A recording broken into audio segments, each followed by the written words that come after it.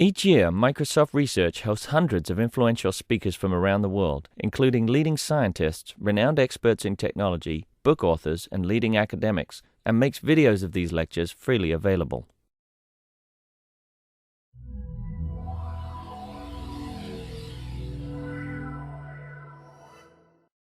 I'll be talking about using machine learning techniques for verification of systems.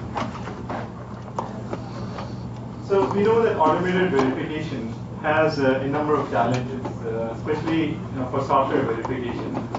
And software is often modeled with infinite structures. This could be due to variables with infinite domain, like integers, or unbounded call stack, or message queues or unbounded heaps, and so on. And even if the state space is not actually infinite, usually it is so large that exhaustive exploration is completely impractical. Familiar state exclusion problem. So in spite of all these challenges, there has been a lot of recent progress done in this direction. There's obviously predicate abstraction, for which Microsoft Research has done a lot of contribution to. There's a tool called SLAM. There's also a tool called Flask from Berkeley and Magic from CMU, just to name a few. There's another class of methods called acceleration-based methods, which is used for verifying infinite state systems.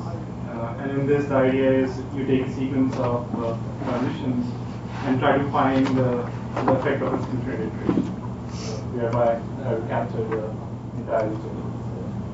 There's also been some work done in the regular model checking framework in recent years. Our main idea to verify software systems is to use machine learning. And the key observation that this relies upon is that even though the state space is often infinite, but it is actually the case that is used in a very simple manner. So let me demonstrate that with an example. So here is a familiar bakery mutual exclusion protocol. Basically, the two processes, P0 and P1, each have an unbounded integer variable y0 and y1 here. And I won't go through the details, but essentially the idea is that we never have two processes going in the critical section at the same time. So the point that I'm trying to make here is that even though we have two unbounded variables, if you look at the reachable states of bakery, they're actually quite simple. So, for example, if you here I list for the control states the values of y0 and y1. And if you look at, for example, control state P03 or P10, it's actually quite simple. Y0 is always 0 here, and y1 could have any value. Similarly here, y0 is 1 less than y1, or the other way around. So the point is that the reachable states have a very simple expression. So the natural question is, can we actually learn a set of reachable states, and then maybe use that to verify interesting properties of our. So obviously, since I'm here, the answer I'm going to give you is yes. Yeah. So in particular, I'll show that we can use learning to verify safety properties. We can also verify liveness properties, including clearance constraints. And we can do both branching time as well as linear time. We can apply this to integer programs, parameter systems, models in the regular model checking framework, Python automata, and so on. And we also have a tool called Liveness, which is available for download from my page. And we implement the techniques demonstrated. So before we dive into the details of how the learning procedure is applied, I'd just like to briefly give an overview of learning in the context I'm employing. So what we mean by learning is essentially that we have some hypothesis space, and the learner's job is to efficiently find the best hypothesis which matches our input. So if we take, for example, the hypothesis space of rectangles in 2D, and if we have input data, let's say consisting of samples, positive samples indicating the one that is a target concept, and negative otherwise, the learner's job is essentially to find the best rectangle which explains the input data. So what does that rectangle mean? Is that the relation between the inputs, or? It's just a concept. So it could have different meanings in different contexts.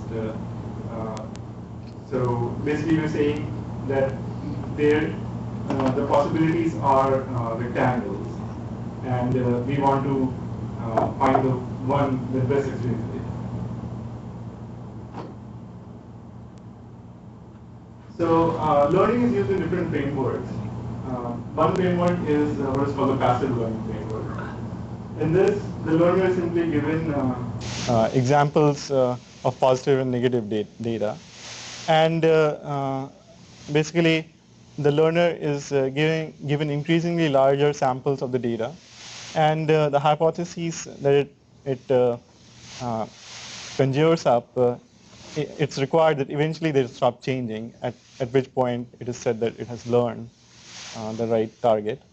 And in particular, for example, for regular sets, there's a well-known algorithm called RPNI given by Oncina. The other framework that we have used is that of the active learning framework. And in this, the learner is not just given some passive samples, but is also allowed to make certain kinds of queries. So the learner can make membership queries, which basically asks, is a particular element a member or not of the target set. Then the learner can also make an equivalence query, which is asking, here's a hypothesis, is this the right set or not? And if not, then the oracle has to explain why not. And again, there's a well-known algorithm given by Angluin for learning regular sets. So now we can talk a little bit in more detail about verification of safety properties using learning. So as we all know, safety properties can essentially be reduced to checking if certain bad states are reachable or not. And the set of reachable states is known to be the least fixed point under the transition relation. So in the traditional model checking algorithm, what's normally done is you start from a set of states and then you iterate until you get a fixed point. So for example, if you start with the init states and apply the transition relation once, you get some states, and then you keep applying it until you finally, the set of states you get no longer changes. In this case, we also check that it does not intersect with the bad states, and hence it verifies the property. But obviously for infinite states, this naive approach is not going to work, because the iterations may not converge in finite time. So instead of trying to iteratively compute the reachable set, what we want to do is be able to learn it. So now in order to learn it, in different frameworks, we have to supply the adequate mechanisms for the learner to be able to actually go ahead and learn it. So for passive learning, this boils down to getting the positive and the negative samples. And for active learning, basically, we have to provide answers to the membership and the equivalence queries. So let us look at all these one by one and see how we can try to attack the problem. So first, we'll consider passive learning and just positive examples. So this is fairly easy. We just execute the program. So obviously, whatever we see when we execute the program, that's certainly reachable, and that constitutes the positive sample. Now for negative examples, we have a problem, because we cannot characterize the unreachable states. If we could, then we could right away solve the verification problem. We could just check whether the bad states are unreachable or not. So that is something we have to solve. Then for active learning, the first query we have to answer is the membership query. And it basically reduces to saying, is a certain state reachable or not? So again, we have the same problem. Essentially, we cannot say that a particular state is not reachable. So we have to solve this one too. Then for active learning, we also have to solve the equivalence query. And equivalence query is even more interesting because, just to recap, basically if we're given a target and a hypothesis set, we not only have to say whether they match or not, but we also, if they don't match, we have to find something in the symmetric difference to give back to the learner. So some example in either hypothesis or target so that the learner can make more progress. So we do have a weak check, if you notice. And the check is that if you're given a set of states which is not a fixed point, then certainly it's not the right set. Because we know that the reachable states have to be at least fixed point under the transition rule. However, even if it is a fixed point, we cannot say that it's the right one because it may not be the least one. So we have a weak check. So if you give an equivalence query, you set all states except the bad ones. Right. And then if there is a difference, you will get a bad state that is reachable. So the equivalence query should be at least as hard as the question you want to solve. Right. Yeah, it's hard, but as I'll show in the subsequent slides, we can solve it in a manner in which we don't have to solve the original problem. So if you okay, sure. Okay. So how do we solve these problems? So one key idea is that instead of just trying to learn the reachable states themselves, we try to learn something more. So we learn pairs of reachable states and witnesses for the reachability. So essentially the idea is that we, whenever we claim that a certain state is reachable, we also keep a witness which shows it's reachable. So what could be a witness? There are many possibilities. It could be just the path which takes us to that state. It could be just a count of the transitions, like you can reach a state in n steps, or it could be a bound of space, so you can reach a state even if you just use 10 bits, something like that. So the way this helps us is now we can say what examples are negative. So certainly all invalid state witness pairs form negative examples, and we can check.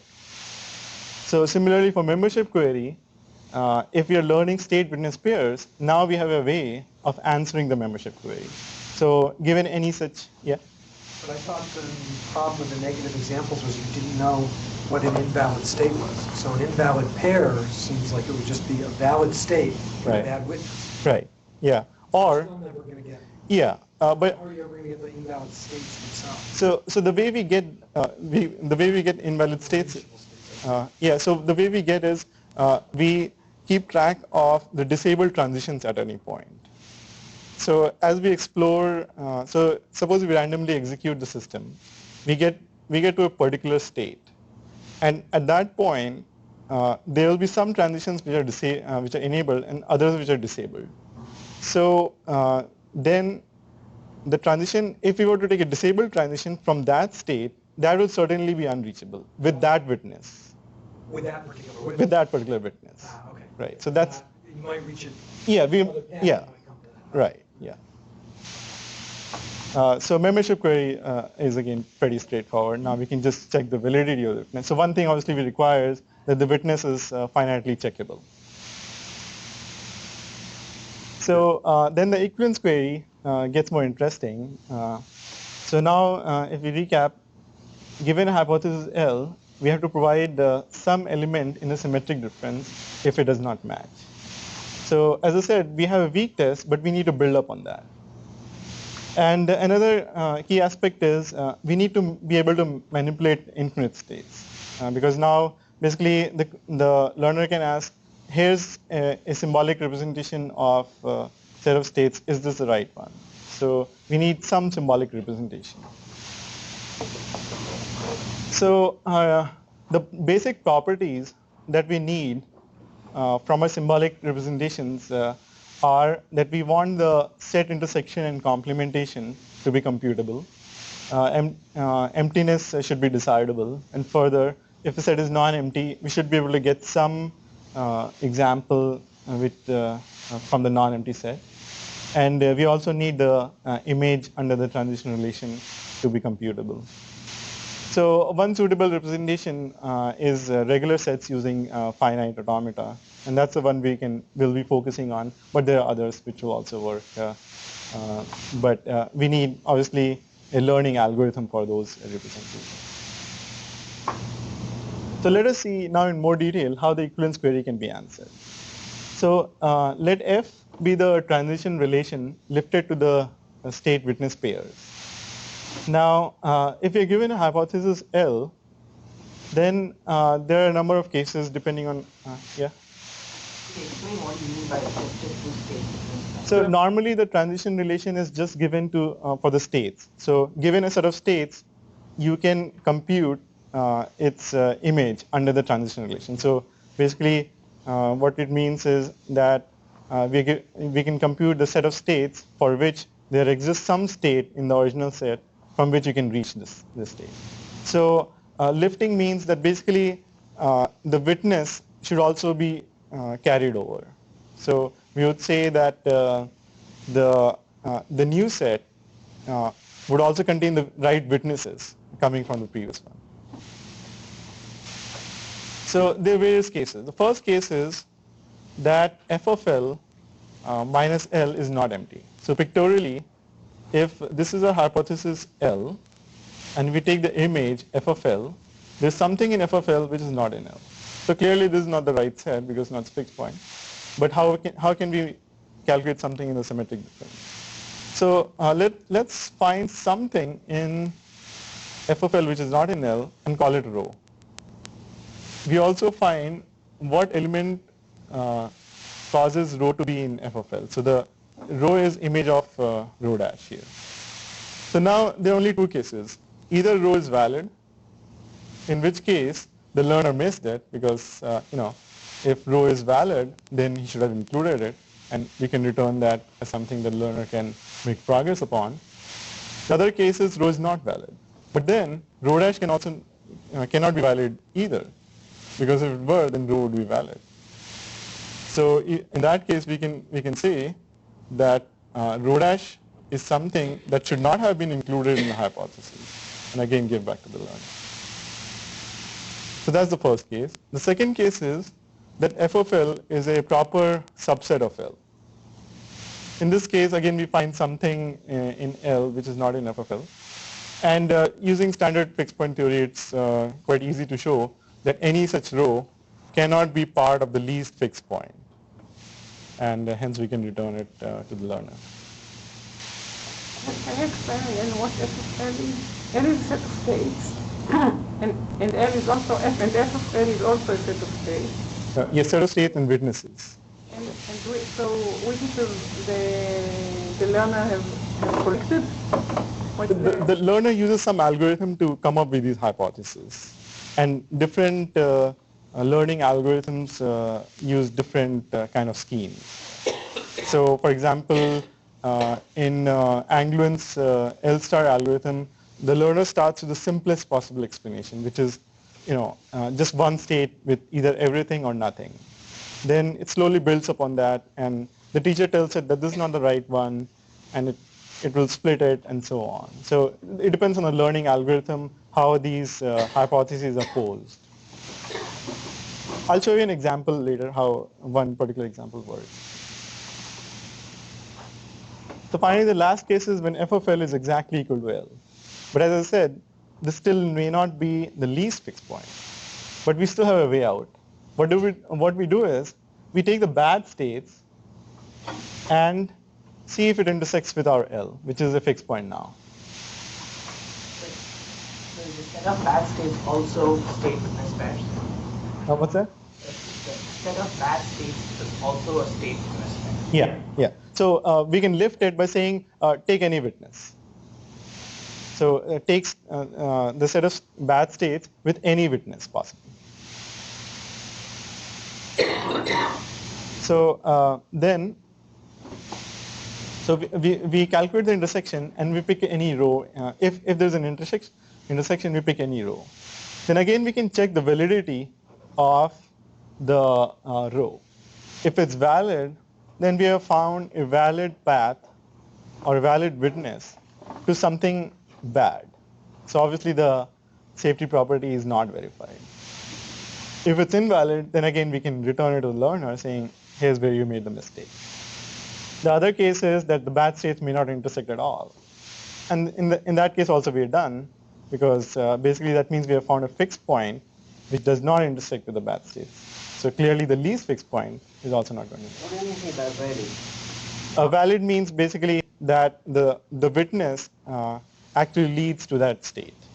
So a state witness pair is valid if you can check that that witness does lead to that state. Yeah? Suppose, for instance, your witness is the number of steps you Right. need to reach it. Right. How would you specify the bad states? I mean, you say like, if this assertion fails, then Right. n can be any number. Right. So In any number of states. yeah. And so how do you exactly make the check? You just pick some random number So suppose you have a regular representation of the bad states. So then what we can do is in the regular, depending on how you actually do the witnesses, you can do a homomorphism into another set which says that even if you ignore the witness, you still get the bad states. So it's possible to sort of lift it so that basically what we get is a set of states which says that you don't really care about witness. Any witness with these states is bad. So you need a particular witness to do that check. Yeah, so that's why we get one witness here. So we calculate the intersection and just pick any in the intersection. So obviously this would be an infinite set, but all we need is one. Yeah, that's a good point. Okay, so in any case, we have made sure that we have an answer which will allow either the learner to make more progress, or we'll find the counterexample, or we'll find the system error. Yeah? Are you going to cover in detail how you pick a particular state row given a symbolic representation of the of either the intersection or the difference or whatever, some region? I don't have a slide for it, but I can briefly explain how it can be done. So suppose we are using finite automata for representation regular sets. So basically then for the intersection you'll get a finite automaton. So basically you can search from the init states for the first accepting state you find and the path to it, which will give you any one string essentially. I still don't understand the difference from usual reachability check, because if my hypothesis is the set of all states except for the bad one, Okay. then if you give me a counterexample to my hypothesis, it will be a bad state that is reachable. No, so I'll show you how that can be done. So suppose the learner makes exactly that hypothesis. It says everything except the bad states is reachable. Then what we'll do is we'll calculate this image under the transition relation. Now if it's a fixed point, then we are done, right? Because we found a fixed point which does not intersect with the bad state. So then the interesting case is when it's not a fixed point.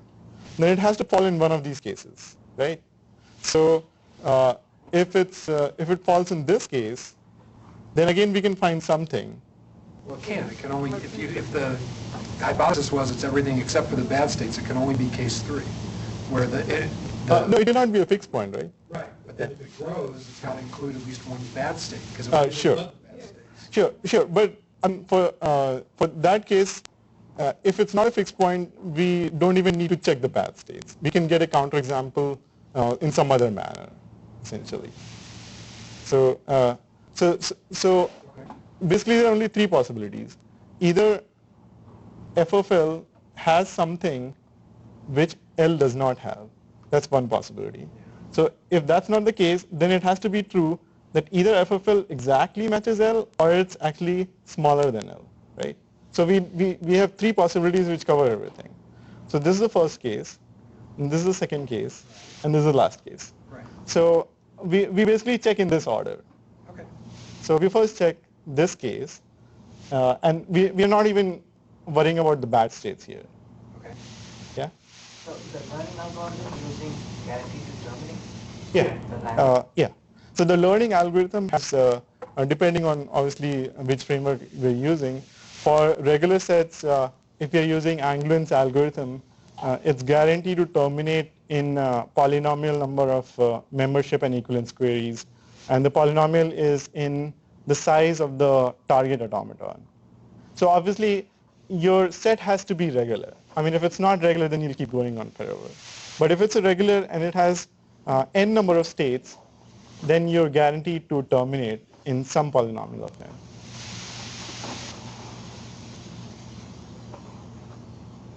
Okay, so here's the summary of the overall procedure. The membership queries can be answered simply by checking the witness.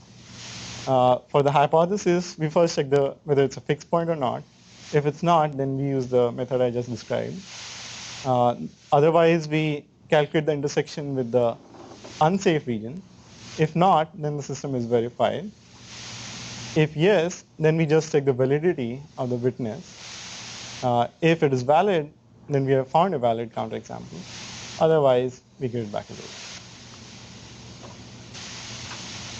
So as I mentioned briefly, we use Angluin's L star with some modifications that researchers have proposed for regular sets. So we use regular sets for the symbolic representation. And a subtle point that many of you actually realize that the equivalence query is actually limited, but we still actually can show that we cover all the cases. And so the theorem says that the learning procedure is sound, which is fairly easy to see because we check everything.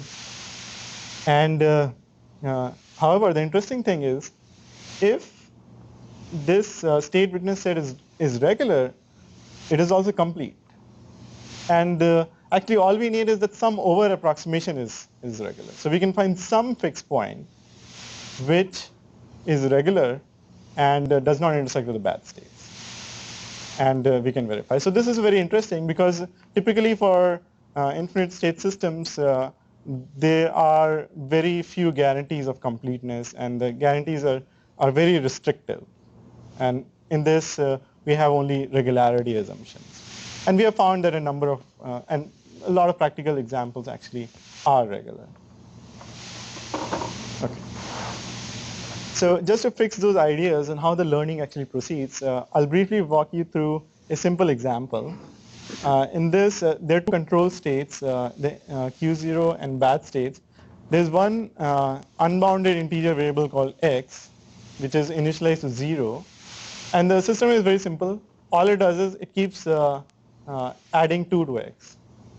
So you can clearly see that the reachable set is just the control state Q0 and all even x. Right? And obviously, it will never reach the bad state because the guard for this transition is that x is 1001, which is an odd. So let us see how we can apply learning to verify this. So the first step is obviously we add some witness. Yeah? What is a bad state here? A bad state would be this control state and any x, any memory location.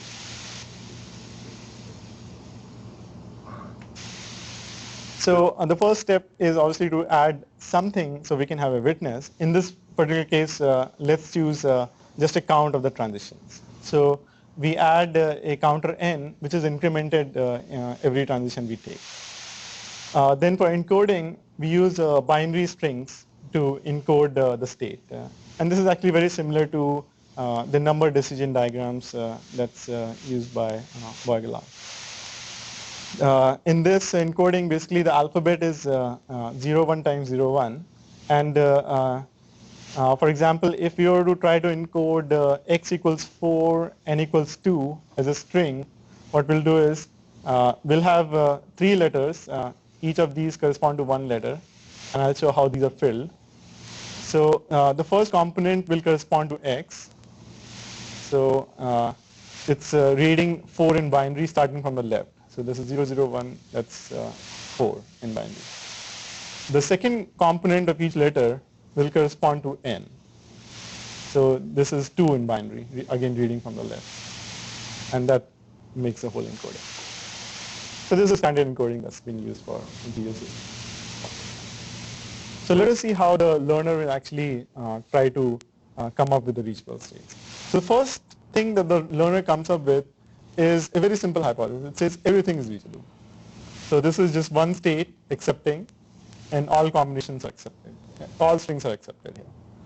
So this is given to the oracle, and the oracle says, no, you made an error. So here's an example.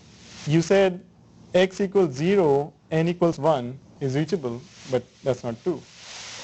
So what the learner then does is say, okay, this is too simple. So let me try to take this and split the state into two. And then it makes a bunch of more membership queries and populates the transitions and how one state transitions to another. And then it comes up with this hypothesis. So again, it passes this to the oracle saying, okay, how about this? So the oracle says, no, still not good enough. Here's one example in which you're saying x equals 4, 0, 0, 1, 4, and n equals 3 is reachable. So from here you can go here and 0, 1 and go back here, accepting. So, yeah? That counterexample seems interesting because it's longer than it needs to be. There's some way in which these should be minimal. Yeah, actually this is just for illustration. In the actual implementation, what it will do is it will do a breadth first search in the automaton to find the shortest possible example. So teacher says not good enough. Here's one counterexample. So then the learner says, okay, let me try more. So it takes that, creates one more state, and starts again doing membership queries to populate the transitions. And then it says, how about this? So the teacher says, yeah, this is good. So, and with some work, you can actually see that it's actually exactly saying x is all even numbers and n is, yeah. But I would say that you got lucky. If the program did equals x plus 3, for instance, and I want to check divisibility by 3. Yeah, that's fine. That's fine. Because basically the these number decision diagrams, this encoding can express basically all Pressburger arithmetic. So if your invariant is that x is a multiple of 3, that's expressible.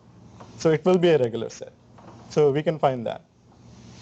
It can, any multiplication by constants, any linear relation can be found. Yeah? Are you proposing that you fix this one representation of witnesses and use it for everything, or does the user of the tool have to decide what the right kind of witness is to get? So the right kind of witness actually depends on the class of problems. So for integers, this works out very well. Just add a counter for the transitions. For FIFO automata, we have seen that there are different schemes that are better. So for FIFO automata, actually we use an annotation of the transition labels as witnesses. So we have information on the path taken to reach a particular state. So it really depends on the class of problem. You have a bunch of those possibilities packaged with your tool, and the user just chooses which one to... Well, right now the way it's arranged is that for integer systems we use counters. For FIFO we use this method of doing the annotated paths. And for parameter systems and other regular systems like regular model checking framework, also we use counters. Sometimes binary, sometimes unary. The binary seems to work out much better. So you're right, the encoding is sort of a problem-specific issue.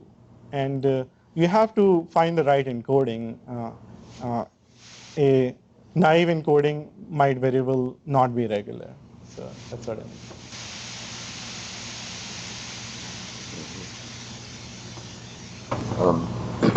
Independent of the encoding problem in the previous slide, you had this assumption that you have the symbolic representation on states, and you can do intersection, you can do image computation, and you can do complement. How important is the complement here? Because complement, this is a real problem. Right. This restricts, intersection and image computation is possible for many symbolic representations, but complement is... A complement would be needed to get the difference.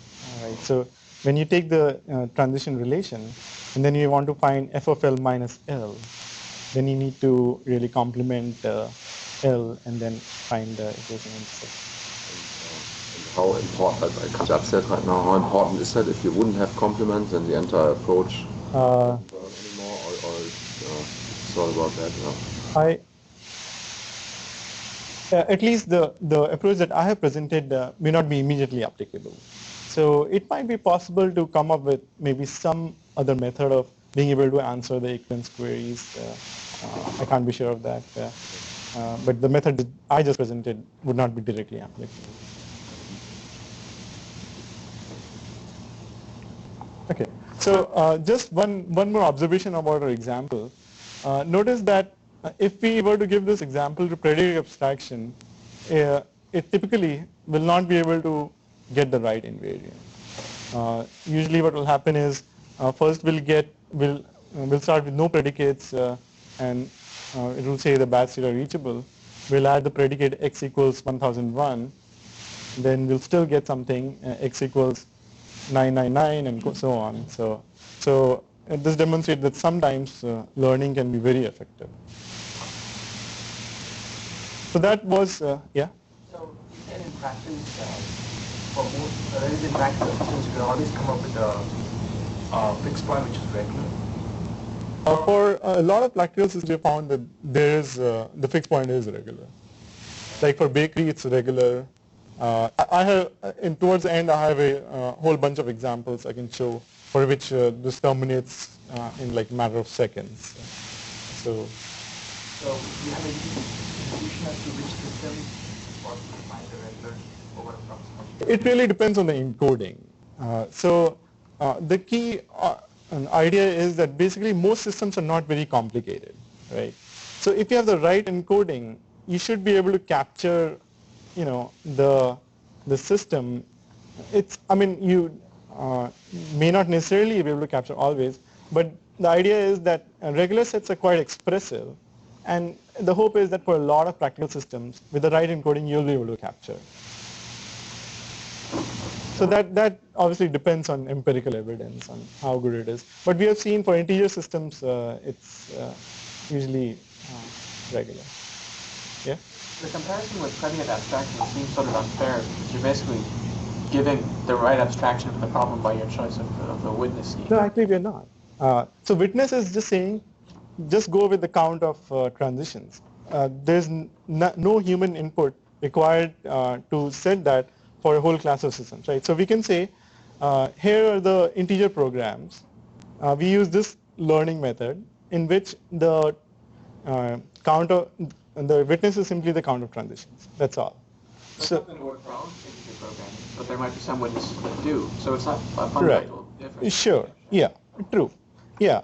But it works. I mean, basically, what we can do is come up with appropriate encodings for classes of systems. So for integer systems, we can say, okay, we'll just go with a count. For other systems, so obviously there's at some level some input going on, but it's a level of whole classes of systems, not any particular example. So obviously, I mean, it's not to say that this is going to beat predicate abstraction, because you know predicate abstraction it can be applied to much larger programs. So this the scalability is still not as much because we essentially have to explore all the possibilities where predicate abstraction is able to get away from that. So the method we'll use to verify Liveness properties is using omega regular specifications. And we know that this can express all of, yeah, go ahead. One quick question. Yeah. Suppose your system does not have a regular approximation. Right. What is your failure scenario look like? So what will happen is basically if it does not have a regular representation, the learner will keep trying to learn bigger and bigger regular sets to try to capture it, but it will never be able to quite capture it. So suppose it's something like A and Bn, which is not regular. So it will keep adding states and keep coming with larger and larger hypotheses, but it will never be able to quite capture it because it's not expressible in regular sets. And that's a good point, because basically we're dealing with an undecidable problem. So there has to be some way that has to slip through. So omega regular can express all LTL, and in particular we can do safety, liveness, as well as fairness constraints. So for omega regular we need a little bit more background. The Kripke structure definition is pretty standard. It's the same thing. One thing to note is we do not restrict the set of states to be finite. It could be infinite. And rest of it is pretty much the standard. Again, Buki automaton would be used to give the specification. And as a standard in automata-based verification, we use the bad behaviors. So we get a infinite automaton, infinite word automaton, which expresses the behaviors that should not be allowed. And again, the definition is pretty standard, so I won't go over it again. So for verification, as is normally done, the first thing we do is we take the system and the bad behaviors and try to compute a cross product and then do something with the cross product. So the definition again is fairly intuitive. The cross product construction would be the states would obviously be the product of these two states. An edge from one state to another is there only if there are corresponding edges, and the label from the system Kripke structure has to match the edge. And that's just because of, it's Buki versus Kripke structures. So finally we get a product Kripke structure in which, and then one more thing I should add is the labels on the product are going to come from the accepting status of the Buki part. So if these are non-accepting, we'll call them non-F states or non-final states. And if it's accepting, we'll call them final states. So again, this is fairly standard. And again, the system exhibits bad behavior if and only if there exists some path in the product Kripke structure in which states labeled final are encountered infinitely often. So then we can reduce the verification problem to just checking whether such a path exists in the product Kripke structure. So traditionally, the way it's normally handled is either you do a depth first, a nested depth first search to find such a path, and that only works for finite states, obviously. Or you can try to compute the fixed point, and I won't go into the details, but there's a mu calculus formula which represents exactly the set of states from which there's an infinite path with infinitely many final states. So both of these approaches, it's not directly clear how we can apply learning. So what we do is we come up with a new characterization, which is suitable for learning, and then apply it. So what do? The first thing we do is we define an auxiliary set that we'll use. And this is set X of triples this time, S, I, and J, where S is a state and I and J are natural numbers. So here's a definition of what it means for a triple to be in X. So Sij is in X if and only if you start from S and you if you start unwinding the Kripke structure from that point, the product Kripke structure, if there exists some path of length J in which you see at least I plus 1 final states, then you say that Sij is in X. So intuitively what it's trying to do is counting the states. It's keeping track of the number of steps taken and the number of final states seen in that step. So once we have this set X, then we can easily solve our verification problem. So what we do is we first define an operator called sigma of X, and the definition is it consists of all states for which whatever value of I you choose, there exists some J such that Si and J is in X. So essentially what that means is that you can pick up any value of S and you can pick any value of I, so you'll be able to find a path with those many I's. So and if you do find a path, then that's your That's the property that we were interested in. So I simply keeps track of the occurrence of f states, and the verification then reduces to computing the x and just checking if any of the initial state is in sigma of x or not. So, yeah? I have two questions about the... So why do you need to actually count and not just check whether it's greater than 1? The number of visits to f? Right. So the counting is needed to make the fixed point unique. And I'll show you in the next slide how the fixed point characterization of x works. And the important property we need is that fixed point should be unique so that we can answer the equivalence query exactly.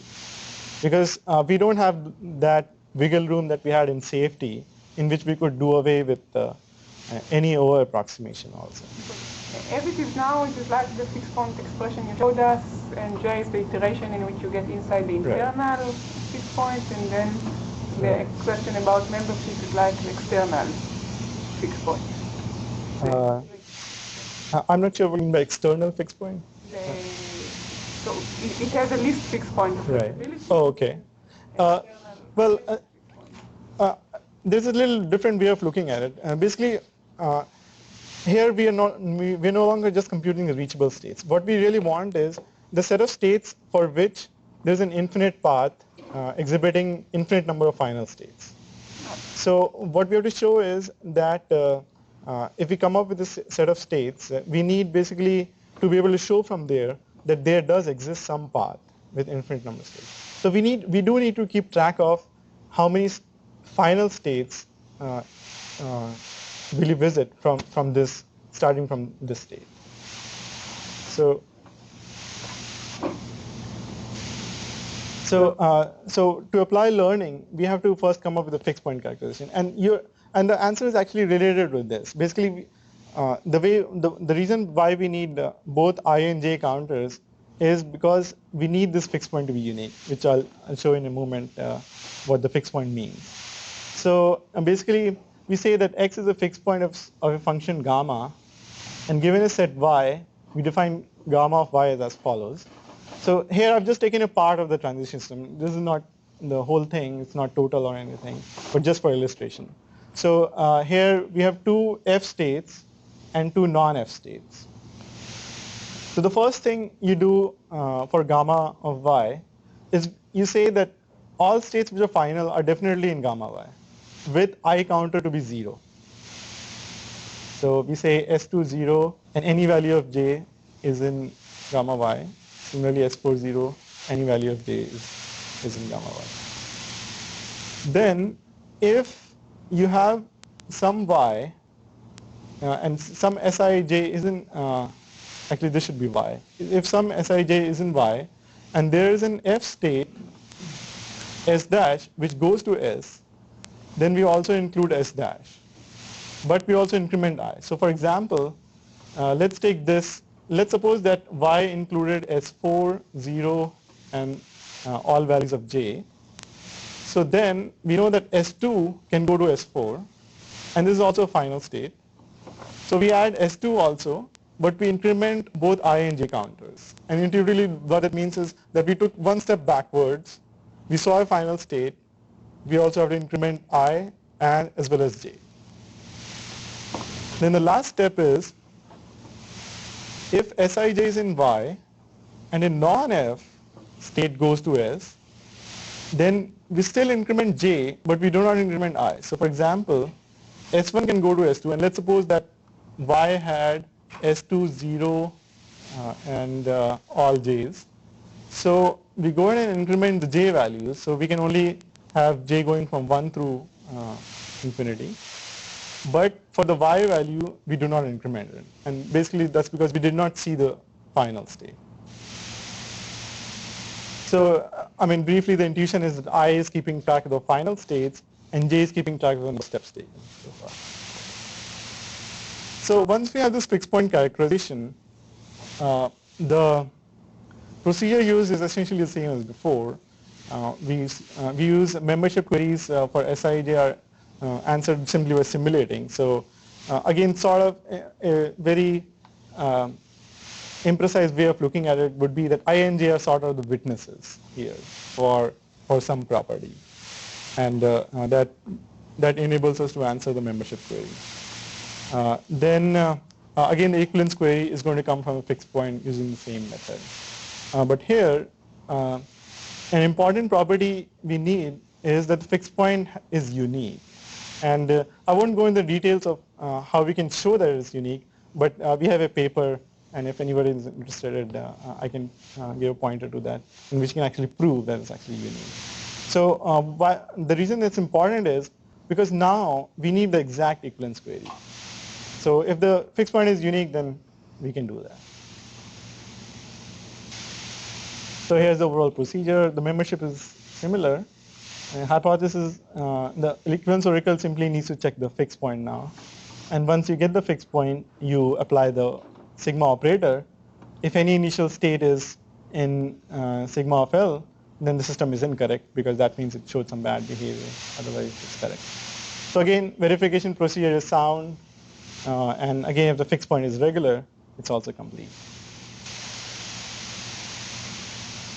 We can also do branching time properties, but since we are running out of time, I won't go into details of that. We have a paper, if somebody is interested in the details. We can do computational tree logic, and we can also express the fairness constraints. We can use the fairness constraints in cryptosystem.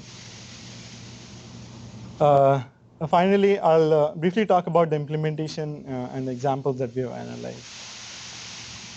So the implementation is in a tool called Lever.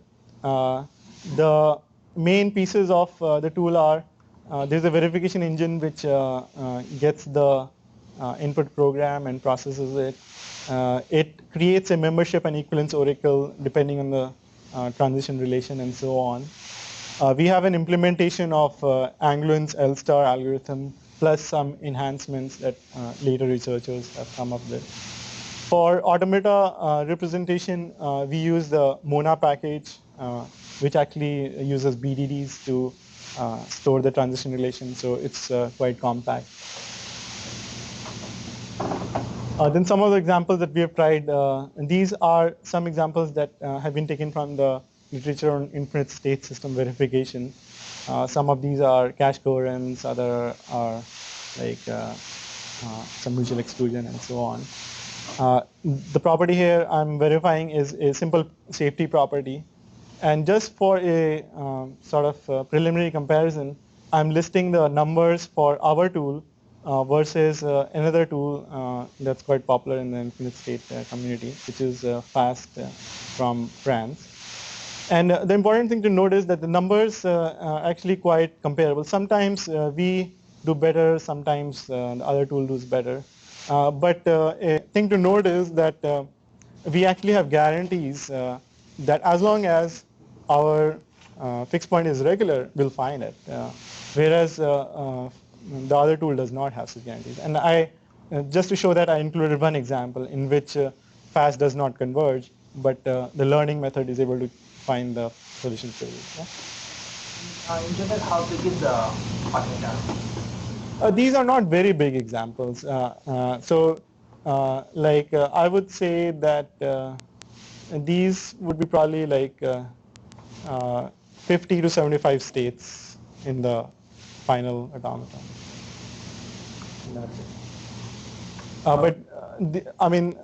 Basically these are like common examples. Like, for example, we have bakery. So it's often used in infinite systems because the problem is actually small, but it's fairly non-trivial to analyze. Here I'm showing a branching time property, which actually cannot be expressed in linear time. And again, the numbers are pretty short. This is an example of some liveness properties that we ran. This is just a graphical comparison of the performance of Lever versus FAST.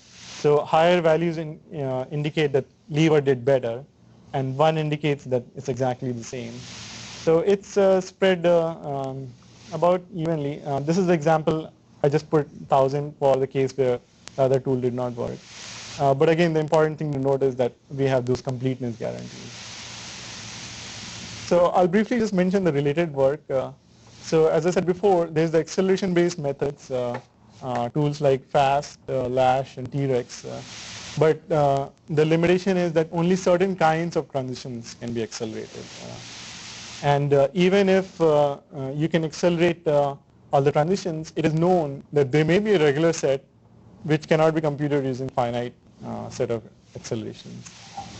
Then the regular model checking framework, it also is able to analyze a number of examples, but it has very few completeness guarantees.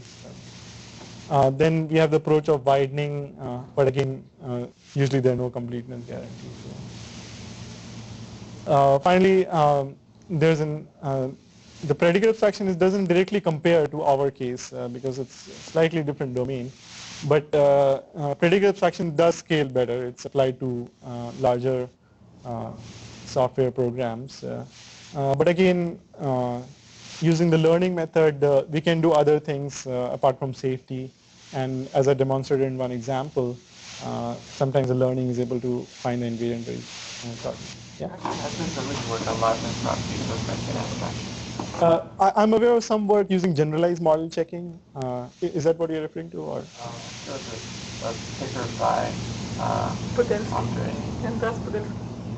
Okay. Right. Yeah. But most of the examples have been done on safety so far, I think. So finally, I should also mention some other interesting applications of learning, which are not directly related to ours, but they have been used in the verification community. So it has been used in the assume guarantee reasoning, where you learn the environment model for your program. It has also been used for specification synthesis. One more closely related work is by Habermas et al. In this, they apply learning for regular model checking, but they have some restrictions, like they assume a length preserving transition, and they'll only work in certain cases. In future work, obviously one big challenge is to make it scale better.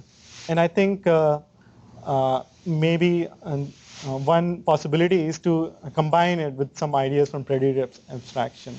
And we are working in that direction so that we can try to learn to verify bigger systems.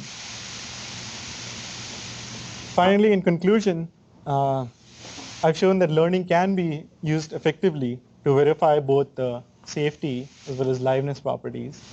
And the important thing to note is that we offer completeness under regularity assumptions. And it can be applied to integer programs, parameterized systems, models from the regular model checking framework, Python automata. And we do have an implementation. If anybody is interested, I can point out the website. It's on our OSL page and at uic.edu. And that's all I have. I'll be happy to answer any questions. Yeah?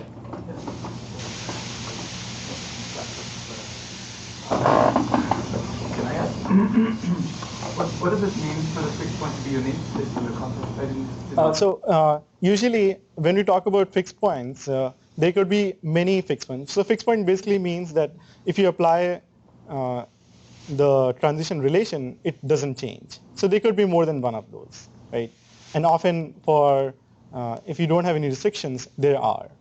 By uniqueness, we mean that there will be exactly one set which will be a fixed point. So which will be the least as well as the greatest fixed point.